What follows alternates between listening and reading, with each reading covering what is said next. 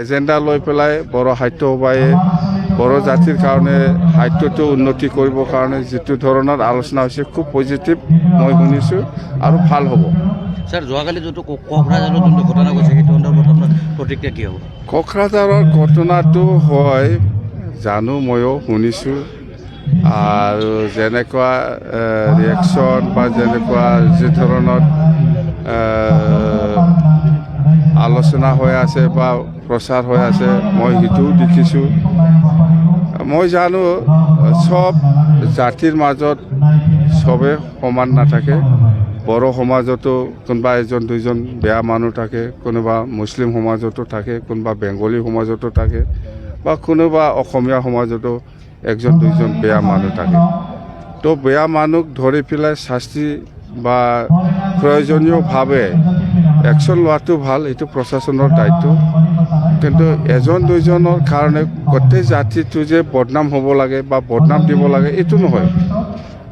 হয়, আমাৰ বড়ো সমাজতো কোনোবা এজন দুজন বেয়া মানুহ থাকে, মুছলিম সমাজতো আছে, বেংগলী সমাজতো আছে। এজন দুজনৰ কাৰণে কোনোবা মুছলিমে কিবা একটা কাম কৰিছে বুলি গোটেই মুছলিম সমাজক দোষ দিয়াটো এইটো ঠিক নহয়। যোনে দোষী, যোনে কালপিত, ইয়াক ধৰি পেলাই মানে উচিত শাস্তি দিয়াটো প্ৰশাসনৰ কাম, প্ৰশাসনে কৰিব। এইটো ধৰ্মীয় অনুষ্ঠানতো আক্ৰমণ কৰিছে। সেইটোৱেই কৈছোঁ মই যে কোনোবা এজন দুজনে কিবা ভুল কাম কৰিছে বুলি এনেকুৱা সমাজৰ ওপৰত বদনাম দিয়া, সমাজৰ কিবাৰ ওপৰত কাম কৰাটো এইটো ঠিক নহয়। মই এইটো ছাপৰ্ট নকৰে। আমাৰ বড়ো সমাজতো আছে এজন দুজন বেয়া মানুহ। এই এজন দুজন মানুহে বেয়া কাম কৰিছে বুলি গোটেই বড়ো সমাজক বদনাম দিব বিচৰাটো এইটো ঠিক নহয়। এইটো আমাৰ কাৰণে ভাল নহয়। এইবিলাক ৰাজনীতি কৰিব নালাগে। মই কৈছোঁ মুঠতে ইয়াৰ পৰা দূৰত থকাটো ভাল।